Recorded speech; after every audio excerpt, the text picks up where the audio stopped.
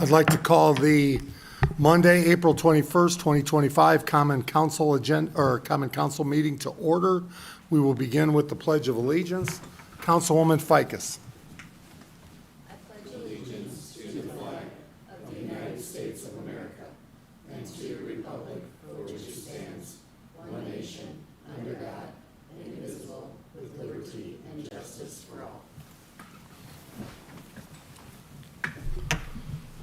Happy Dingus Day, everybody. You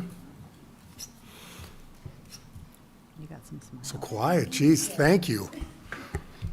Roll call, Clerk Treasurer Parthun. Councilwoman Ficus. Present. Councilman Galloway. Here. Councilman Frankie. Here. Councilwoman Huffman. Present. Councilwoman Konechny. Present. Councilman Buchanan. Here. Councilman West is absent. 6 present, 1 absent.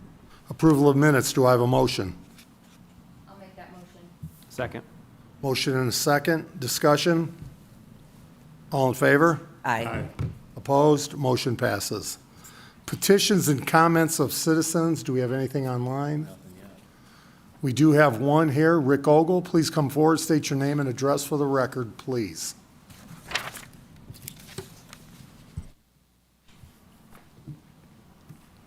Rick Ogle, 1902 Indiana Ave, LaPorte. I'm just going to read this because I might mess up and not,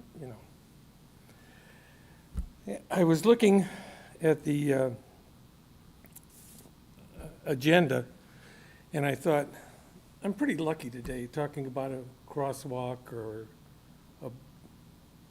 a bump out. What is the term for it? I say bump out and you have. Chicane?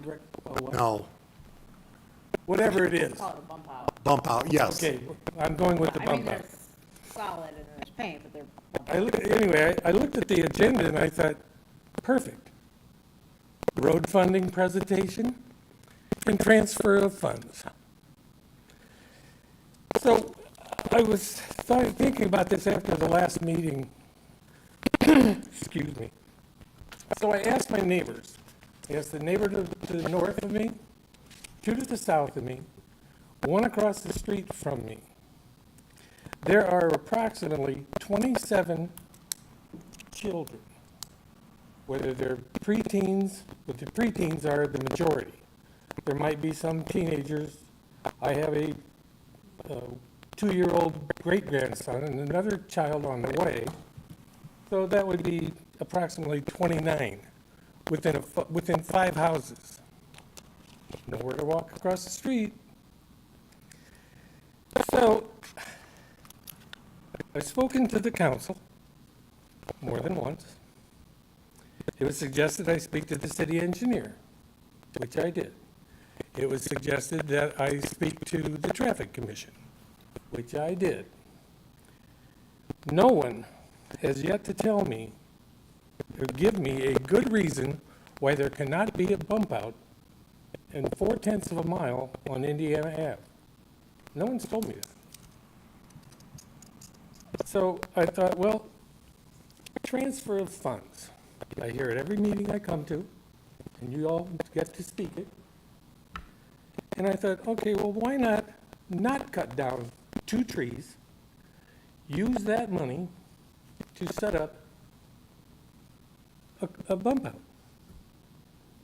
Thank you. Thank you. Any comments online? No. Wasn't that a comment? Oh, I thought I saw one. No. Oh, okay. Standing committee reports. Council President Frankie. Redevelopment Commission meets next Wednesday, the 30th, here in council chambers, 5:15. That's all I have. Councilwoman Huffman. The Sustainability Commission will meet in council chambers tomorrow at 4 p.m.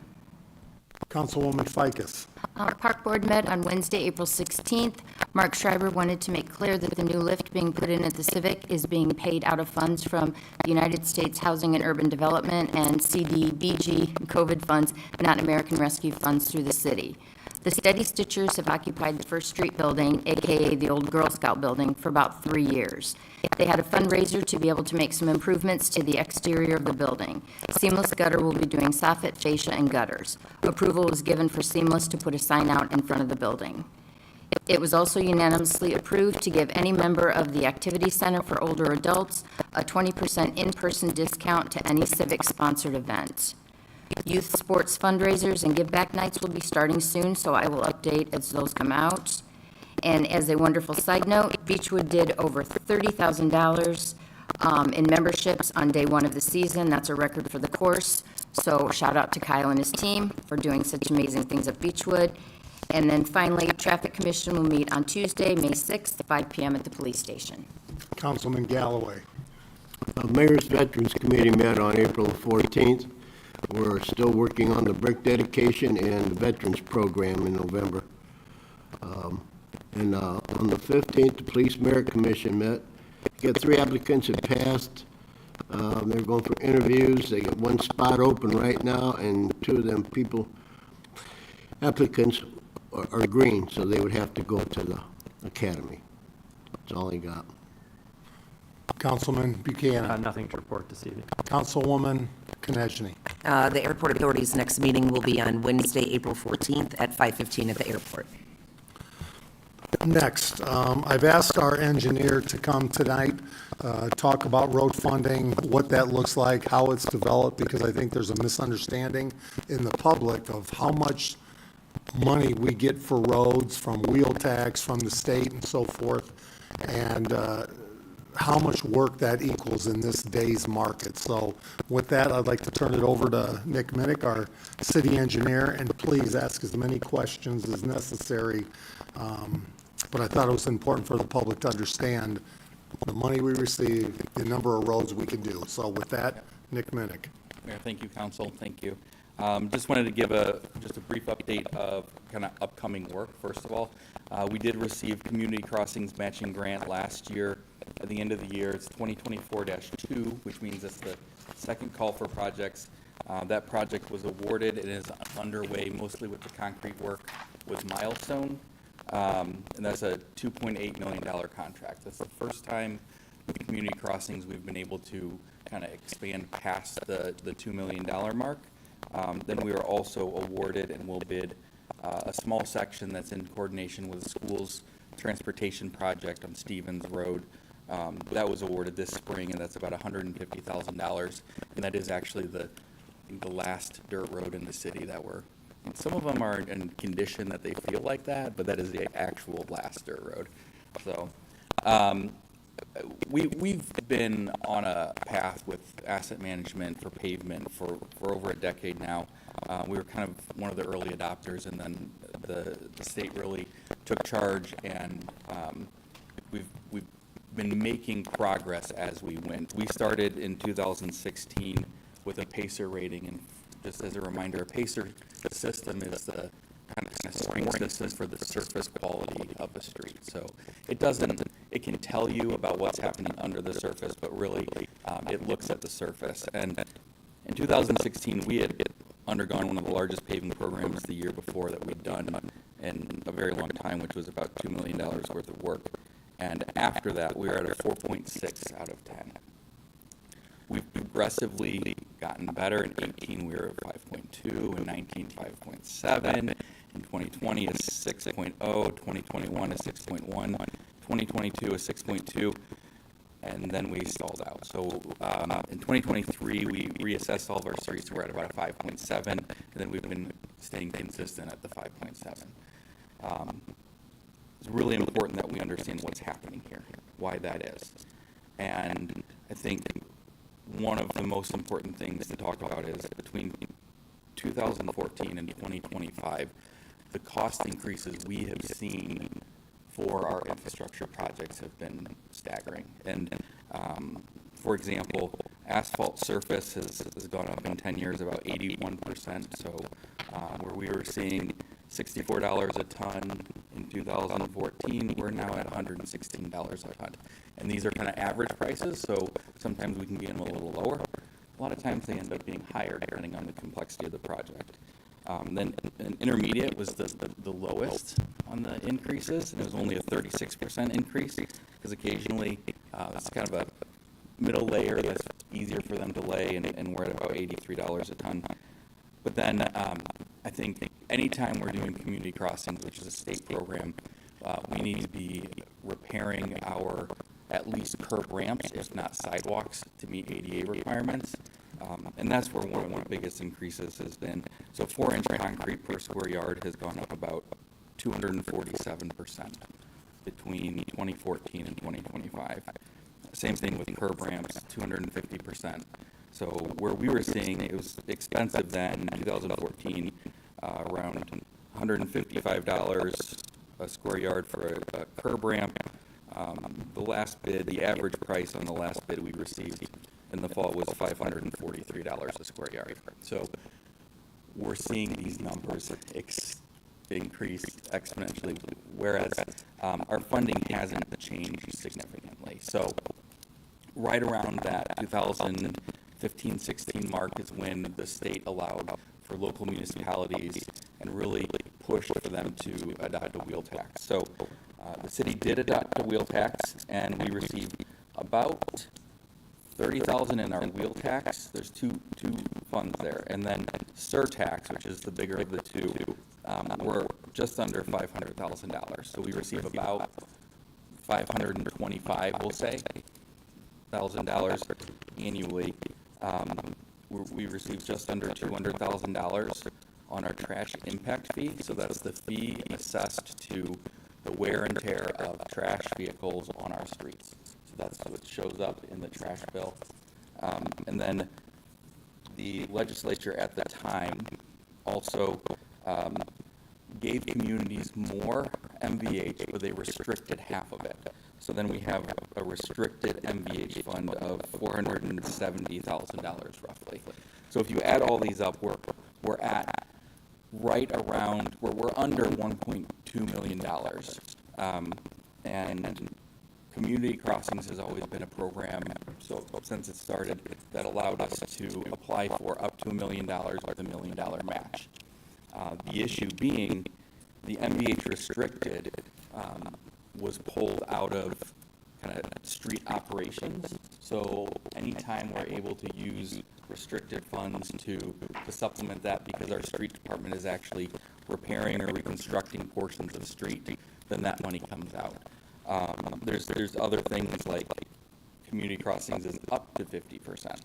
So anytime we have a program that is that bids slightly higher, or we have more streets we need, or more, then that's 100% on us. So it's very hard for us to even get to our $1 million match.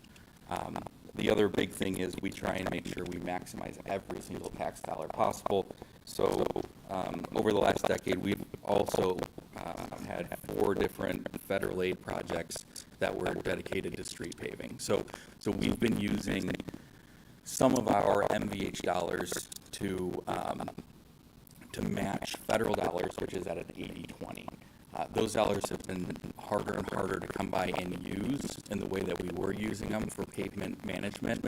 We got a lot of the streets that easily fit into that program and that funding type, but it's getting harder and harder to use. So we haven't been doing that type of project, but those dollars, that 20% match, came out of that, $1.2 million also. So in any given year, we were not able to match million for million on our community crossings.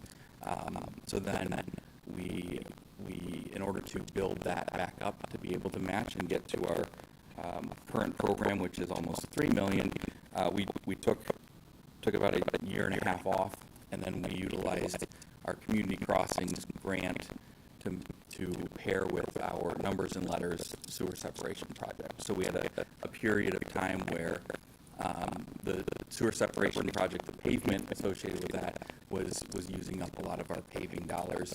And because of that, we weren't doing a lot of the surface treatments that we were seeing, which was just an 1.5 inch mill and fill kind of thing. So you just take an 1.5 inch off, put an 1.5 inch back. So that, I think that's where we started to see the decrease in our pacer rating. But since then, we've been able to kind of stabilize, readjust, work with street department to identify more maintenance opportunities, and hopefully we continue to go back up. Our goal would be a 7, and hopefully we get there very soon. Overall, in addition, we have MVH, non-restricted, and LRS, which those combined, street department ends up using about $400,000 in materials, fuel, salt, and that's our local road and street, our LRS funding, so that's gone.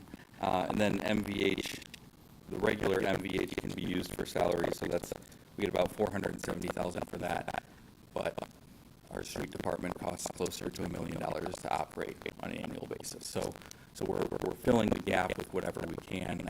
Tree grant was a great way to do that because then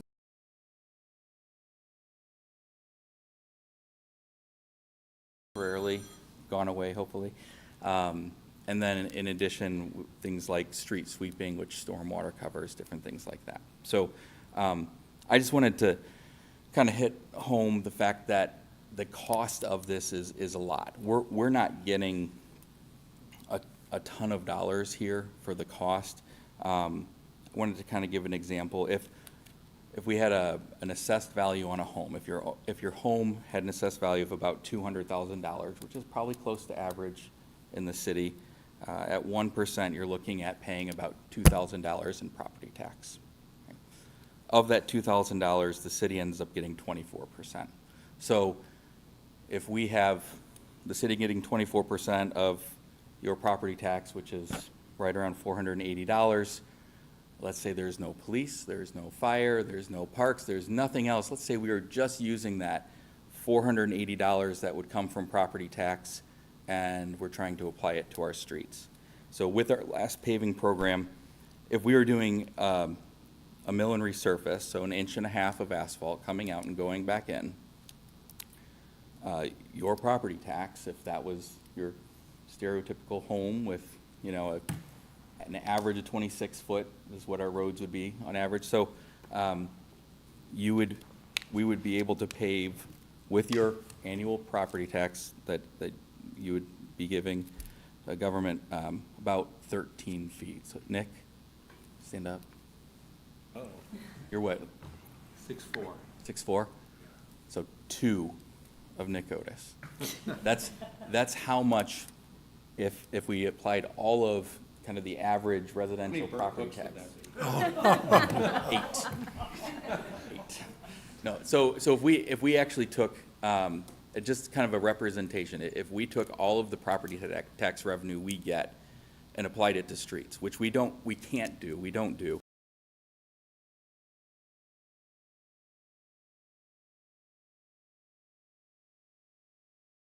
$100,000 assessed value is a pretty decent home.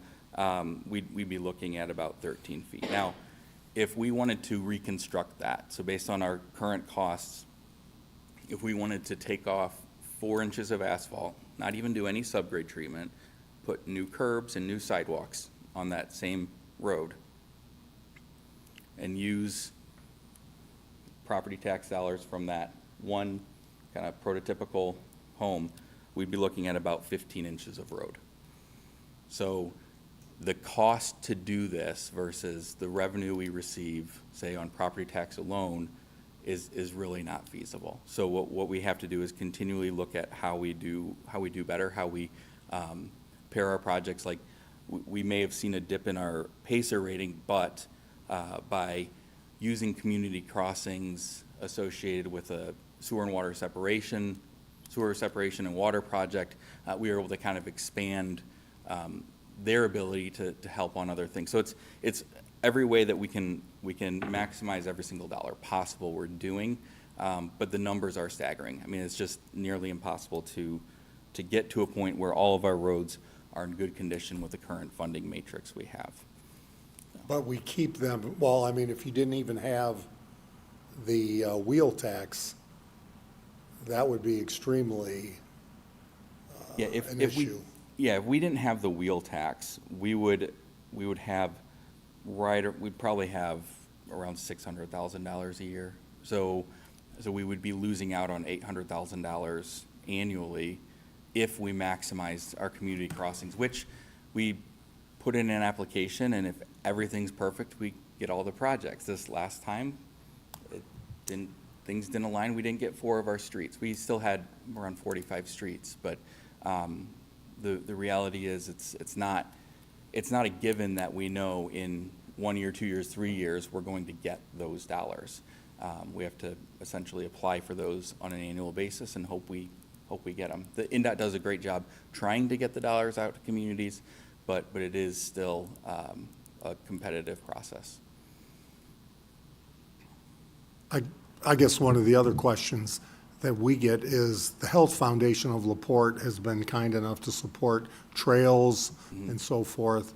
But people say, well, how can you build new trails with that funding instead of just fixing our sidewalks? And I think it's clear, you know, the Health Foundation isn't going to do that type of work infrastructure-wise or pay for that work. Yeah, so in sidewalk-wise, we've been averaging right around $500,000 in sidewalk improvements. But again, when you're seeing a 250% increase in costs over the last decade, even $500,000 is less. So when I started, I kind of walked into just after the council had appropriated and allocated $50,000 for ADA sidewalks and $50,000 for 50/50 sidewalks. That's where we're still at. So $50,000 for those 2 programs, you can see it doesn't get us nearly as far. And that's why, again, we're trying to leverage community development block grants and other programs, our community crossings program and whatnot. The Slicer Pathway is a great example. Health Foundation, amazing partner with the city. There are aspects of that project that would have filled sidewalk gaps and made it more accessible and easier for students to walk to the high school or to the Kessling campus.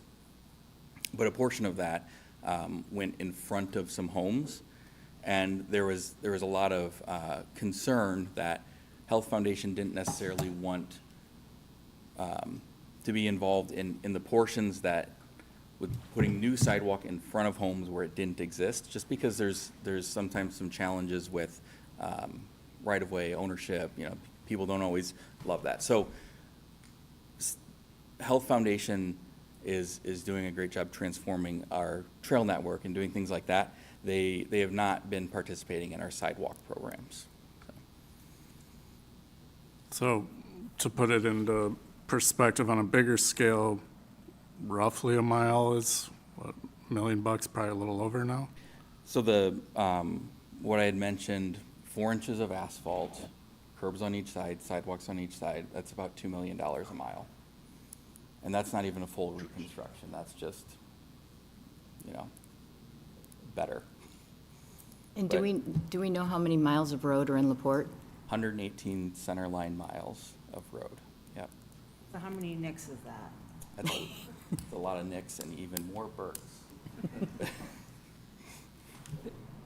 Other comments? The community crossing program from the state, we get a 50% match because of the size of our city, right? 'Cause Correct. smaller towns like Westville, which I'm from, it's like an 80-20. It is. 10,000 people is the line there, and I read through the legislation. I don't believe it's been signed by governor Correct. yet, but the House did pass updates to the community crossings program. I was hopeful that changed, but it looks like the 80-20 match is still 10,000 people and below. There will be some changes, and there is still potential of additional funds, but all in all, for us, I'm not sure if the program changed that much. I don't think so from what I've seen, but. Also, this year, a couple of the big roads you're doing, Maple, Yep. Weller.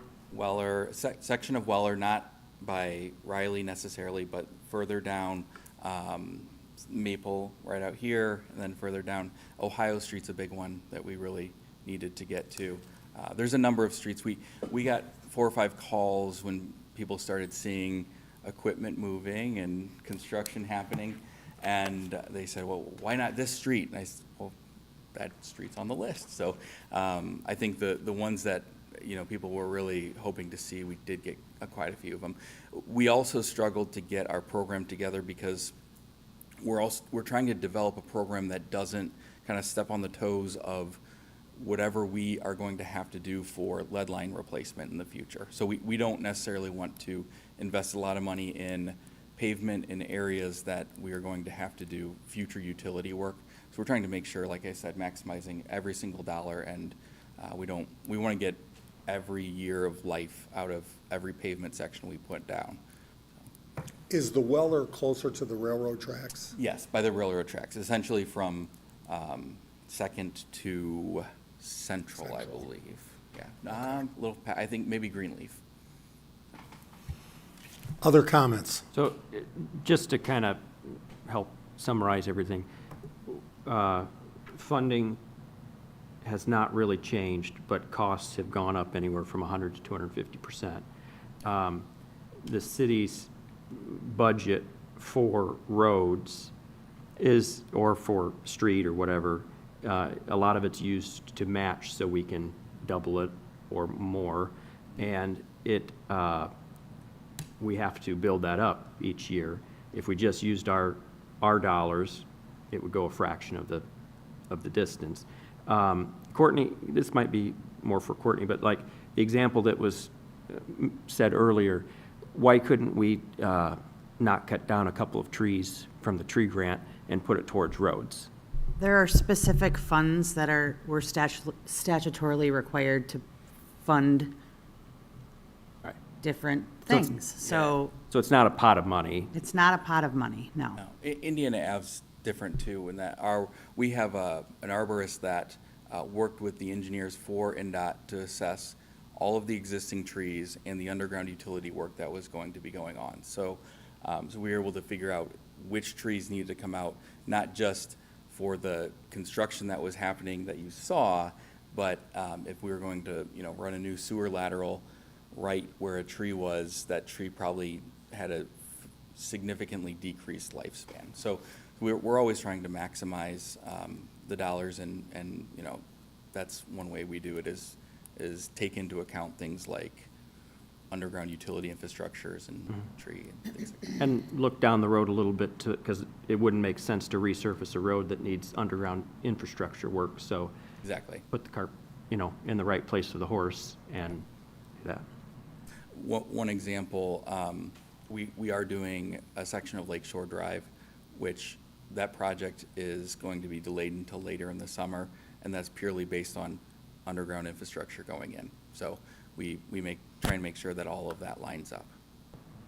How close are we to every sidewalk having the ADA ramp? We have 3 priority areas. We're working in priority area 2, and it's not soon, but we're doing everything we can to get there. Like I mentioned, we're spending close to $500,000 on sidewalks, ADA accessible ramps, all that every year. So we're out of priority area 1, we're in priority area 2, which kind of extends from downtown, and 3 would be the rest of the city. So I've seen estimates, but it, again, depends on how much funds we have and how we're able to leverage those. But it could be, before every sidewalk is ADA accessible in the city, it could be 26 years, I think was one estimate. That would hopefully be on the high side, though.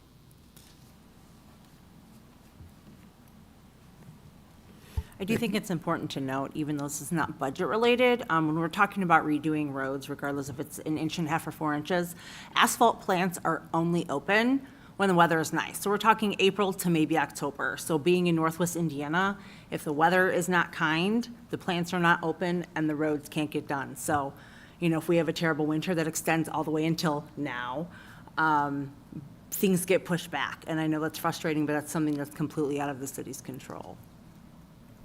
And part of that also, Park Street Road will be done by the middle of May, but the plants had to open up first, and that will be done as well. Yep, correct. And is there any type of, I know the answer to this, but is there any type of difference that the state gives to cities and towns in the Northwest that put tons and tons of salt down versus southern Indiana that has? Absolutely not. We get- No, Okay. we get extra weather and not extra money, yeah. so. Regarding And the, actually, sorry, go ahead. oh, you can finish that. I was going to say, what was interesting in the most recent legislation that is, I believe, on the governor's desk, there's a lot of cities, but Indianapolis was singled out as basically getting an allotment of community crossings dollars each year. I think it was $50 million. Is that correct? Or is it? Oh, yes. Yeah, $50 million goes to. If they could match. Yeah, goes to Indianapolis, and then the rest of the state gets to figure out the rest. So I do think, and also $20 million annually to the local tracks projects, which is great. Those are great projects. Grade separation is a really, really important thing, especially in Northwest Indiana. But overall, they don't see us any different than any other community. Back to the ADA sidewalks, Nick Otis, maybe this is a better question for you, but it's been a while since I had looked at that lawsuit. What, were, We have to, we update them annually. We only have Mike? a certain amount of money that we can spend, that, budgeted, and they continue to work with the city on that. Obviously, we're not, I think that was settled in, 2009, somewhere, somewhere like that, and the costs have just skyrocketed, so that, they've been good to work with in terms of, we thought we'd be in, I think that area 3 at this point, right? And we're just not there yet. Yeah, and we're putting in at least, right, like I said, right around $500,000 a year in sidewalk improvements, and I think people don't realize that. One of the problems is we have to get creative with how we do it. So community crossings, some CDBG, just a number of programs, and all of those address our sidewalks too. But it's hard to just straight up fund sidewalks. And again, if we're not using these other programs, then we're not getting the maximum out of our local tax dollars.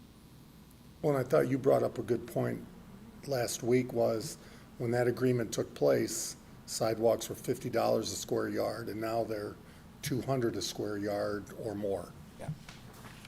COVID killed the whole thing. Between 21 and 24, I think it went up 40% just in that. And talking to contractors, they don't see any slowdown in the increases in cost for concrete. Other comments? So just things that we can do is continue to look for grants and extra dollars from outside sources like state, contact our friendly representatives and say we need more dollars up here versus Indianapolis, and be frugal with the $1 million or whatever that we have and prioritize. And it's daunting, but it's worked for so long, but we just. And I think efficiency. So we need to continue to get more efficient with how we maintain our streets. I know the street department's working on adding to the list of streets that they're crack sealing this year.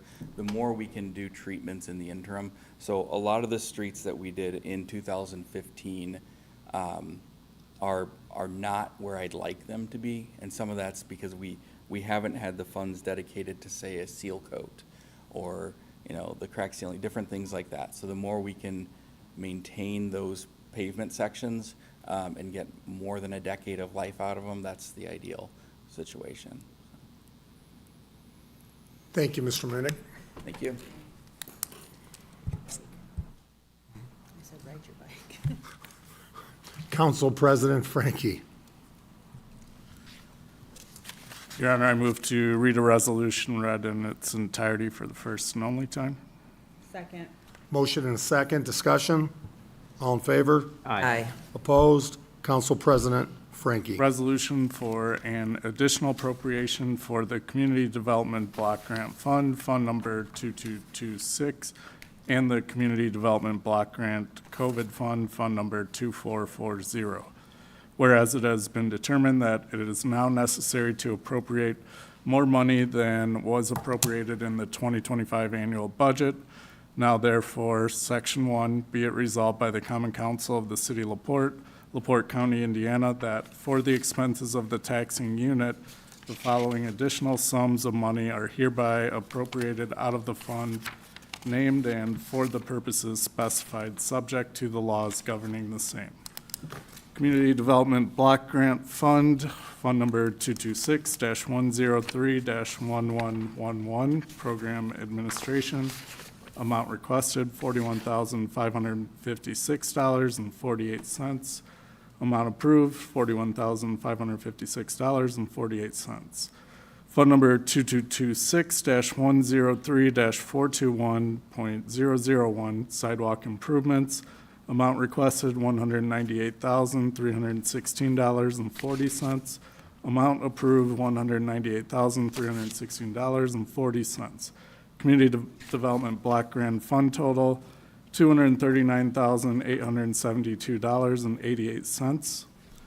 Community Development Block Grant COVID Fund, Fund Number 2440-103-490, Civic Elevator Replacement. Amount requested, $241,379.34. Amount approved, $241,379.34. Community Development Block Grant COVID Fund total, $241,379.34. End of resolution. Nick Minnick. There are kind of three changes here. The first one being the program administration in the amount of $41,556.48. There were some issues in the actual program at the CDBG level. We are allocated a certain amount that can be used for administrative, and over the past however many years, the kind of equation that went into that was not accurate. It was not necessarily, it wasn't on the city side, it was actually something that was on the tracking side, on the CDBG side. But in order to stay consistent and be appropriate for the program, we need to transfer these dollars to accommodate that issue with the CDBG accounting side of things.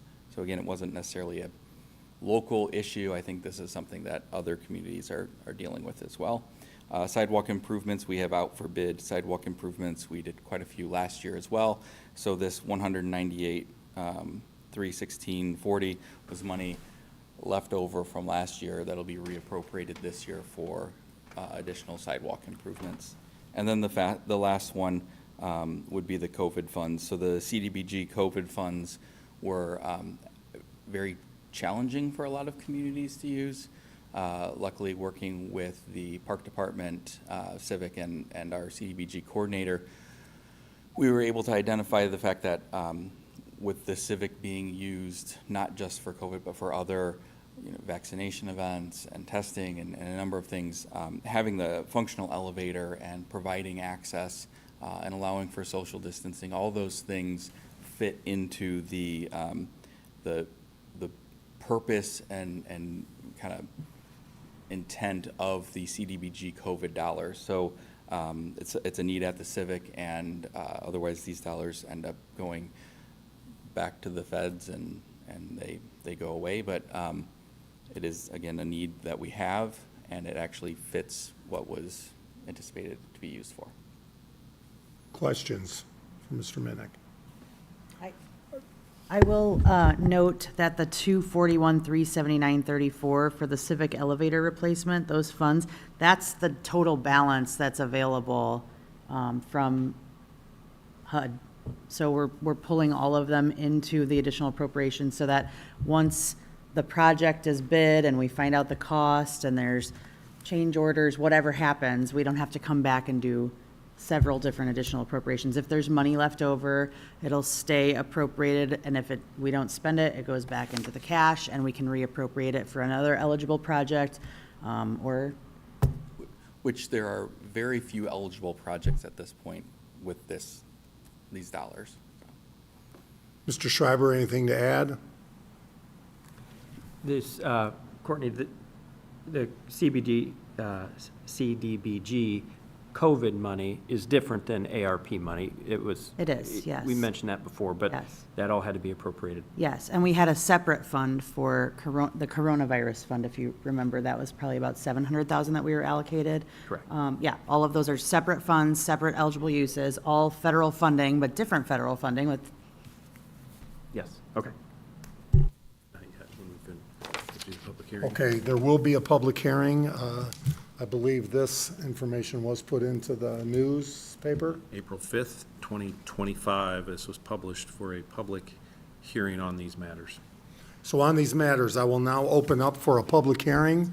The hearing is now open. Would anybody from the public like to come forward and speak, ask question, comment? Anybody in the public? Hearing none, I will now close the public comment portion of this. Do I have a motion to approve on this resolution? So moved. Do I have a second? Mr. Otis, I think there's one question. Not on this topic. Oh, I We'll gotcha. get to that, yep. Further comments? Hearing none, all in favor? Aye. Opposed? Motion passes. Mr. Galloway, Your Honor, I'd like to introduce a resolution and read it for the one and only time. Second. motion and a second, discussion? All in favor? Aye. Opposed? Councilman Galloway. Whereas there are additional monies needed in certain line items in the 2025 budgets in order to pay for essential services and obligations. Now therefore be it, and is hereby resolved by the Common Council of the City of LaPorte, Indiana, that the following transfers be made within the following budgets for the year 2025. Out of the General Fund, Board of Works, from account 4, from 1101-077-351, Utilities, to 1101-077-391, Other Services, $22,050. Communications, from Fund 1101-311-211, Office Supplies, to 1101-311-391, Other Services, $57. Clerk Treasurer. Yep, as you all know, budgets are estimates, so these are just different departments shifting funds where the need is, as per usual throughout the year. Board of Works and Council have budgets that we kind of appropriate different things for, like liability insurance, deductibles, things like that. So we're just moving some money around to cover some costs in Board of Works that is in the 391 right now. So we had some additional money in utilities, in the utilities appropriation that we saved from, we received credits from NIPSCO for LED lighting project that our city engineer spearheaded. So, yeah, just shifting the funds where the need is. Do I have a motion to approve? So moved. Second. Motion and a second, further comments? All in favor? Aye. Opposed? Motion passes, or resolution passes.